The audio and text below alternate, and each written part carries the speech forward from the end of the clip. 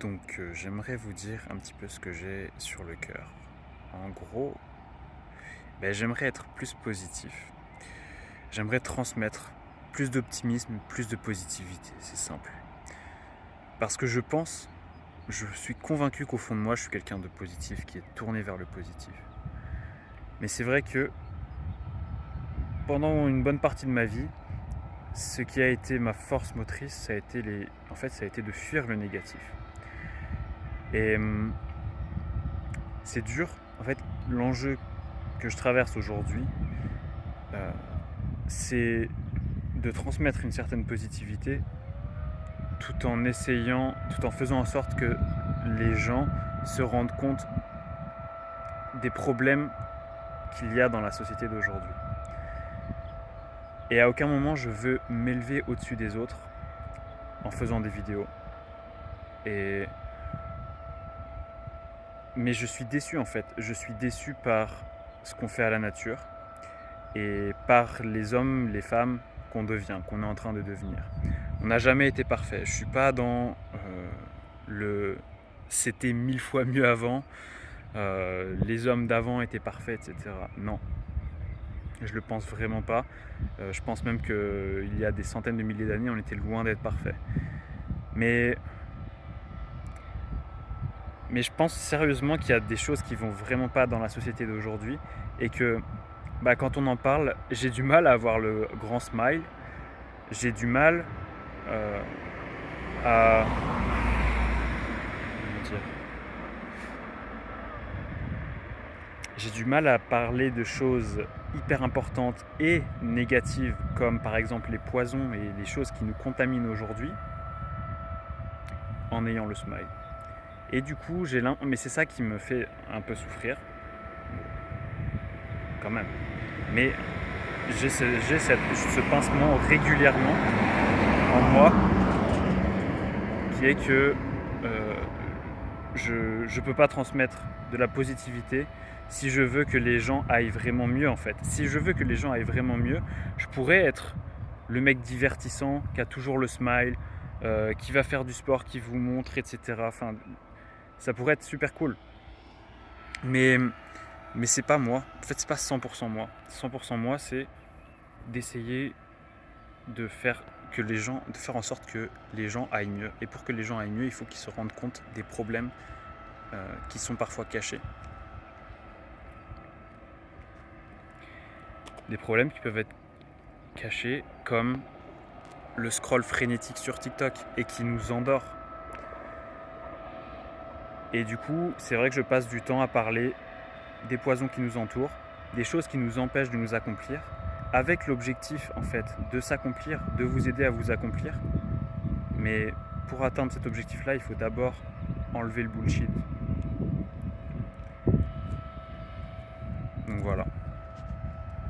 Je vais laisser passer la personne. C'est simplement ce que je voulais dire, que voilà, que les gens, que tout le monde ne vivent pas dans l'illusion, ne vivent pas dans la désillusion, et qu'on aille chercher ce qu'on veut faire, ce qu'on veut avoir, ce qu'on veut être. Et en fait, naturellement, quoi. Vraiment, en respectant la nature.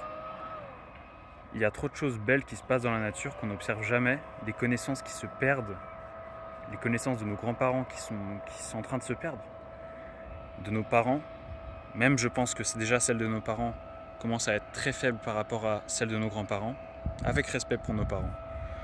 Mais alors, les connaissances de la nature que nous on a, notre génération et puis la génération plus jeune que la mienne, c'est ahurissant, on est trop faible. On est trop faible. Et donc voilà, en fait la grande difficulté, c'est que je veux surtout pas être le mec misanthrope, le mec qui paraît comme qui n'aime pas l'humain. C'est l'inverse. Mais d'un côté, je n'aime pas ce qu'on est en train de devenir. Du coup, c'est un juste milieu que j'essaye de trouver et que des fois, j'avoue, je ne le trouve pas en vidéo. Des fois, je me trouve trop négatif dans certaines vidéos. Et je m'en rends compte après coup, mais en même temps, je veux déclencher l'électrochoc pour certaines personnes. Et voilà quoi, c'est tout.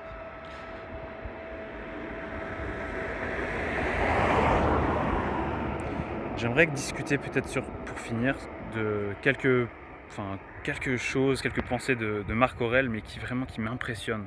Cet empereur romain, et qui en fait était tellement intelligent et tellement sage. Et il parle beaucoup de la vie, il parle beaucoup du fait d'être indifférent à l'obscurité comme à la gloire, à la douleur comme au plaisir, de se conserver pur de passion, donc de ne pas avoir de pas souffrir de nos passions, ce qui est tellement dur, mais aussi pur d'inconsidération pour les choses que nous transmettent les hommes, tout comme ils les appellent comme ça, tout comme les dieux. C'est-à-dire que il ne faut pas que les choses que les hommes nous transmettent ou que les dieux nous transmettent nous touchent trop, c'est-à-dire déclenchent des passions pour nous, mais en même temps, il faut pouvoir les considérer. Il ne faut pas être dans l'inconsidération. En gros, il faut être dans l'acceptation.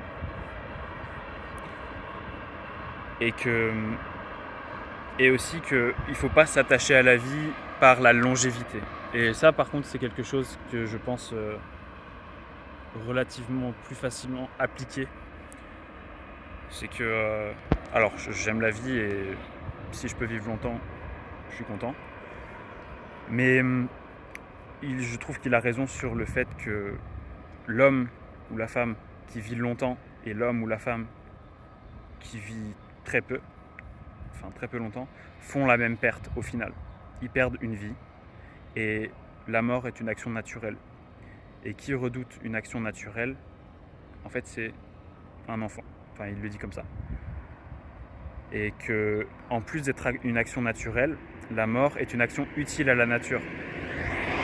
Par exemple, les vieux arbres qui laissent la place aux jeunes arbres, et puis les vieux hommes qui laissent la place aux jeunes hommes. Les vieilles femmes qui laissent la place aux jeunes femmes. Et je me dis, ça serait bien qu'on ait plus de Marc Aurèle. Ça serait bien qu'on ait plus de Marc Aurèle, qu'on ait moins de gens qui soient dans le divertissement, moins de gens qui divertissent les autres, plus de gens qui inspirent les autres, qui éduquent les autres, mais sans qu'ils s'auto-élèvent quelque part. Voilà. Moi, quand je fais des vidéos, vraiment, je veux pas m'élever au-dessus d'une certaine catégorie. Je veux inspirer les gens à aller mieux, à prendre soin de leur santé, parce que ça, c'est un truc quand même que j'ai découvert. C'est que c'est la première étape pour avoir une bonne vie, c'est d'avoir une bonne santé, parce que sinon, tu es toujours dans la souffrance.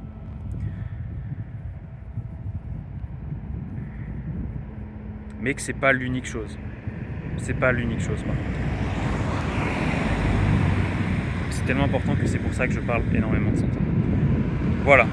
Donc, désolé si je suis pas le plus positif des gars, qui va vous faire rire tout le temps, qui va vous divertir. Désolé si je suis négatif des fois. Désolé si je peux paraître même misanthrope. Et c'est ça qui est horrible, que j'aime pas du tout dans certaines de mes vidéos. Mais on est tellement en train de s'éloigner de notre condition que pour moi, je sais pas, ça résonne en moi et j'ai besoin d'en parler des fois et de faire réagir comme ça et de dire voilà ce qu'on est en train de faire à notre cerveau, voilà ce qu'on est en train de faire à notre rythme circadien, voilà ce qu'on est en train de faire à la nature et encore, même sur la nature en soi, je suis pas assez qualifié pour parler vraiment de la nature. Mais ce que je peux dire, c'est que je l'aime, la nature, ça c'est sûr. Voilà. Donc, fin de la vidéo, on va s'arrêter là. Prenez soin de chacune de vos journées en fait. Si on prend soin de chacun de nos réveils, de chacune de nos journées, et puis de nos soirées et de nos nuits, après la vie elle change. C'est nos petites habitudes qui changent notre vie.